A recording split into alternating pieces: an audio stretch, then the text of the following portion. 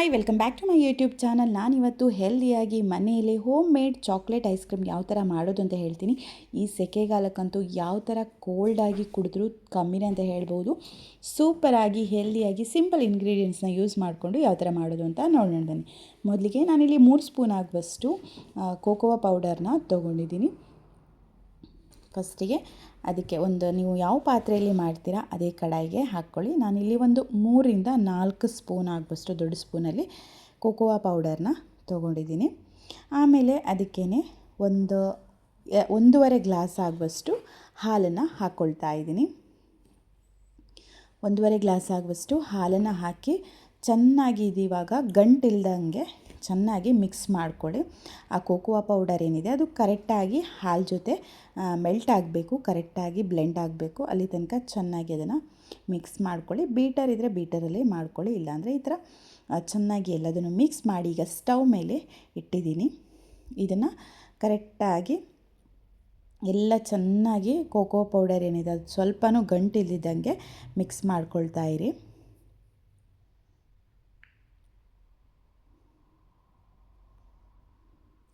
ಅದು ಟೇಸ್ಟ್ ಅಂತೂ ಸಕ್ಕತ್ತಾಗಿತ್ತು. ಮನೆಯಲ್ಲೇ ಹೆಲ್ದಿಯಾಗಿ ಹೋಮ್ ಮೇಡ್ ಐಸ್ ಕ್ರೀಮ್ ಮಾಡಿಕೊಂಡು ತಿಂದರೆ ಯಾವುದೇ ಥರ ಪ್ರಿಸರ್ವೇಟಿವ್ಸ್ ಆಗಲಿ ಕಲರ್ ಆಗಲಿ ಏನನ್ನೂ ಆ್ಯಡ್ ಮಾಡದೆ ನಾವು ಹೆಲ್ದಿಯಾಗಿ ಮಾಡ್ಕೋಬೋದು.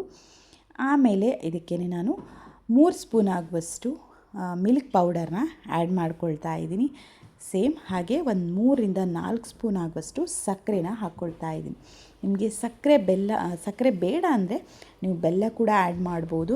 ಇಲ್ಲ ಡೇಟ್ಸ್ ಏನಿದೆ ಅದನ್ನು ಸ್ವಲ್ಪ ನೀರಲ್ಲಿ ನೆನೆಸ್ಬಿಟ್ಟು ಗ್ರೈಂಡ್ ಮಾಡಿ ಕೂಡ ಇದಕ್ಕೆ ಆ್ಯಡ್ ಮಾಡ್ಕೋಬೋದು, ಇನ್ನೂ ಹೆಲ್ದಿ ಆಗುತ್ತೆ. ಈಗ ಇಷ್ಟನ್ನು ಹಾಕಿಬಿಟ್ಟು ಚೆನ್ನಾಗಿ ಹಾಲನ್ನು ಕುದಿಬೇಕು. ಅದು ಸ್ವಲ್ಪ ದಪ್ಪ ಕನ್ಸಿಸ್ಟೆನ್ಸಿ ಬರೋ ತನಕ ಅದನ್ನು ಬಾಯ್ಲ್ ಮಾಡ್ಕೊಳ್ತಾ ಇರಿ. ನೋಡಿ ಚೆನ್ನಾಗಿ ಕುದಿ ಬರ್ತಾ ಇದೆ ಇವಾಗ. ಸೊ ನೀವು ಒಂದು 1 ಲೀಟ್ರ್ ಹಾಲು ಹಾಕಿದರೆ ಅದು ಆಲ್ಮೋಸ್ಟ್ ಒಂದು ಬಾಯ್ಲ್ ಆಗಿ 3/4 ಲೀಟ್ರ್ ಹಾಲು ಆಗೋ ತನಕ ಅದನ್ನು ಈ ಥರ ಬಾಯ್ಲ್ ಮಾಡ್ತಾ ಇರಿ.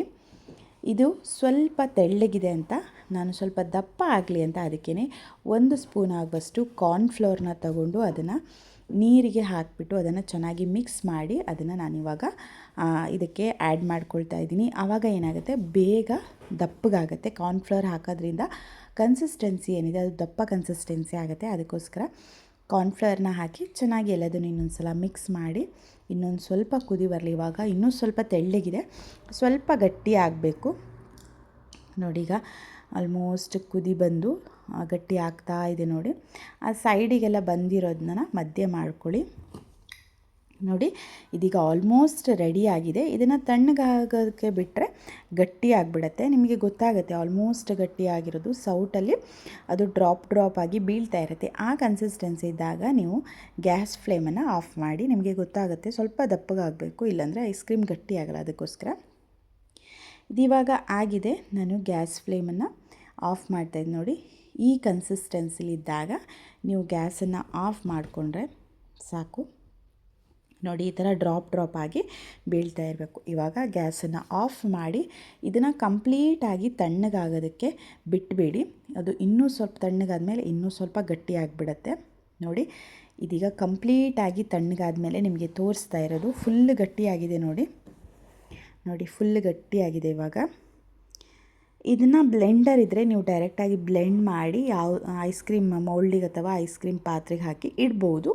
ಇಲ್ಲ ಅಂದರೆ ಮಿಕ್ಸಿ ಜಾರಿಗೆ ಹಾಕಿ 1-2 ಸುತ್ತು ಗ್ರೈಂಡ್ ಮಾಡ್ಕೊಳ್ಳಿ. ಏನಾದರೂ ಸ್ವಲ್ಪ ಮಧ್ಯೆ ಗಂಟಿದ್ದರೆ ಅದು ಕರೆಕ್ಟಾಗಿ ಮಿಕ್ಸ್ ಆಗುತ್ತೆ ಎಲ್ಲದು. ಅದಕ್ಕೋಸ್ಕರ ನಾನಿಲ್ಲಿ ಮಿಕ್ಸಿ ಜಾರ್ಗೆ ಹಾಕಿ ಅದನ್ನು 1 ನಿಮಿಷ ಗ್ರೈಂಡ್ ಮಾಡ್ಕೊಳ್ತಾ ಇದ್ದೀನಿ. ಟೇಸ್ಟ್ ವೈಸ್ ಅಂತೂ ಸಕ್ಕತ್ತಾಗಿತ್ತು. ಯಾವುದೇ ಐಸ್ ಕ್ರೀಮ್ ಪಾರ್ಲರಲ್ಲಿ ಸಿಗುವ ಐಸ್ ಕ್ರೀಮ್ಗಿಂತನೂ ಮನೇಲೇ ಹೆಲ್ದಿಯಾಗಿ ಮಾಡ್ಕೋಬೋದು. ನೋಡಿ ಇವಾಗ ಬ್ಲೆಂಡರಲ್ಲಿ 1 ನಿಮಿಷ ನಾನು ಗ್ರೈಂಡ್ ಮಾಡಿ ಐಸ್ ಕ್ರೀಮ್ ಮೌಲ್ಡ್ ಇದ್ದರೆ ಅದಕ್ಕೆ ನೀನು ಹಾಕೋಬೋದು. ಇಲ್ಲಾಂದರೆ ಈ ಥರ ಪಾತ್ರೆಗೆ ಹಾಕಿಬಿಟ್ಟು ಅದಕ್ಕೆ ಒಂದು ಮೇಲ್ಗಡೆ ಅಲ್ಯೂಮಿನಿಯಂ ಫಾಯಿಲ್ ಮುಚ್ಚಿ ಇಡಿ. ಯಾಕಂದರೆ ಆ ಮೇಲ್ಗಡೆ ಐಸ್ ಕಟ್ಟಲ್ಲ, ಅದಕ್ಕೋಸ್ಕರ ಅಲ್ಯೂಮಿನಿಯಂ ಫಾಯಿಲ್ನ ಹಾಕ್ಕೊಳ್ತಾ ಇದ್ದೀನಿ. ಐಸ್ ಕ್ರೀಮ್ ಮೌಲ್ಡಿಗೆ ಹಾಕಿ ಕೂಡ ನೀವು ಟ್ರೈ ಮಾಡ್ಬೋದು. ಇದಿವಾಗ ಕರೆಕ್ಟಾಗಿ ಕ್ಲೋಸ್ ಏರ್ ಟೈಟ್ ಕಂಟೈನರ್ ಇದ್ದರೆ ಅದಕ್ಕೆ ಹಾಕಿ ಕ್ಲೋಸ್ ಮಾಡಿ. ಇದನ್ನು ಫ್ರಿಜ್ಜಲ್ಲಿ ಒಂದು 6 to 8 ಅವರ್ಸ್ ಮಿನಿಮಮ್ ಒಂದು 6 to 8 ಅವರ್ಸ್ ಆದರೂ ಇಡಬೇಕು, ಗಟ್ಟಿ ಆಗಬೇಕಲ್ಲ, ಅದಕ್ಕೋಸ್ಕರ ಫ್ರೀಝರಲ್ಲಿ ಇಡ್ತಾ ಇದ್ದೀನಿ. ಇವಾಗ ಆಲ್ಮೋಸ್ಟ್ 6 ಅವರ್ಸ್ ಆದಮೇಲೆ ನಿಮಗೆ ನಾನು ತೋರಿಸ್ತಾ ಇರೋದು. ನೋಡಿ ಯಾವ ಥರ ಬಂದಿದೆ ಅಂತ ನೋಡೋಣ. ನಮ್ಮ ice cream, chocolate ice cream ಸಕ್ಕದಾಗಿ ರೆಡಿಯಾಗಿದೆ, ಗಟ್ಟಿ ಕೂಡ ಆಗಿದೆ, ಕನ್ಸಿಸ್ಟೆನ್ಸಿ ಕೂಡ ಸೂಪರಾಗಿ ಬಂದಿದೆ ನೋಡಿ. ತುಂಬಾ ಕ್ರೀಮಿಯಾಗಿ ಸೇಮ್ ನೀವು ಐಸ್ ಕ್ರೀಮ್ ಪಾರ್ಲರಲ್ಲಿ ಸಿಗೋದಕ್ಕಿಂತನೂ ಚೆನ್ನಾಗಿ ಹೆಲ್ದಿಯಾಗಿ ಮನೆಯಲ್ಲೇ ಮಾಡ್ಕೋಬೋದು.